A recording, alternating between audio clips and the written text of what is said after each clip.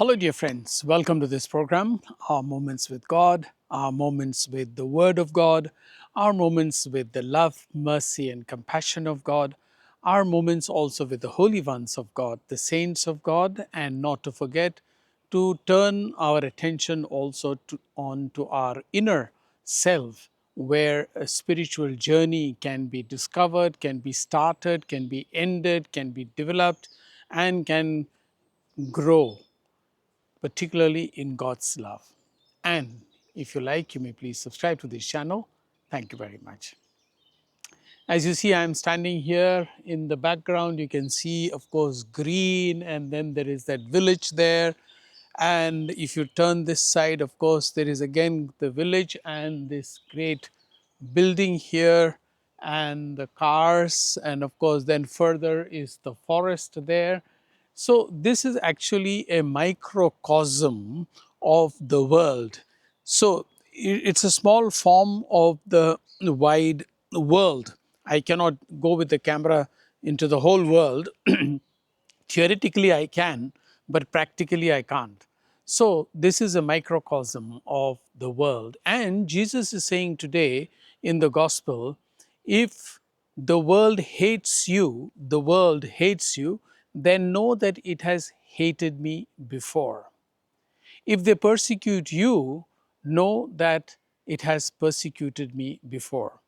Now, this is again from the Gospel of John, who is writing at a time, remember, this is 2000 years ago, when it was Christians were just beginning to be persecuted. Why were they being persecuted? Because Jesus had brought about a completely new thinking, a new philosophy, a new way of being, of treating everybody equally, of welcoming the sinners, of going by the new tradition. Sabbath was not that important as taking care of somebody.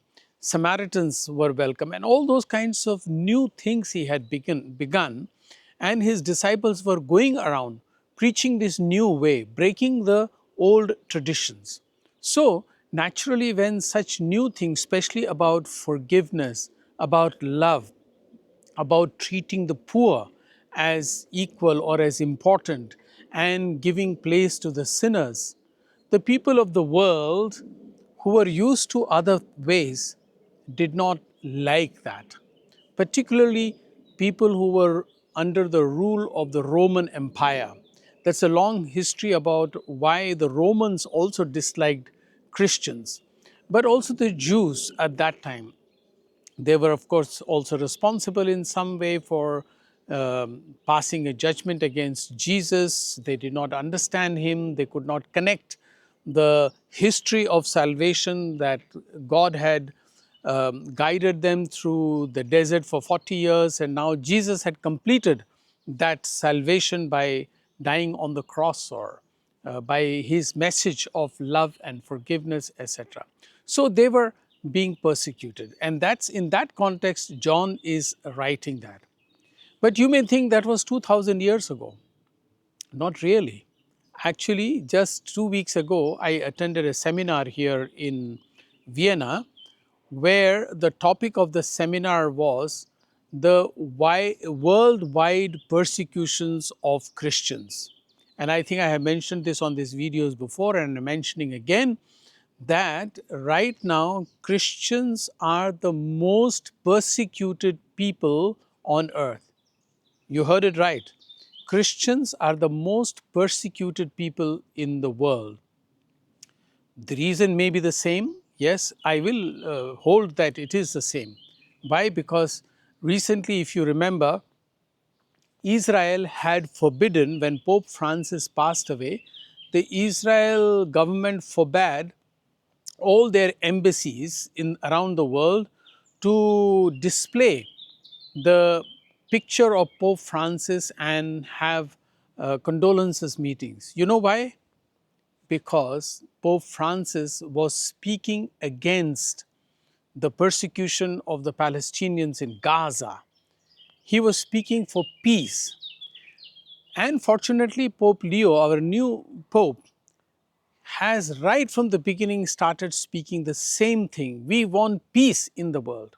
Now, naturally, people who don't want peace, or people who don't want forgiveness, people who do not want moral ways, will hate those who ask for right things.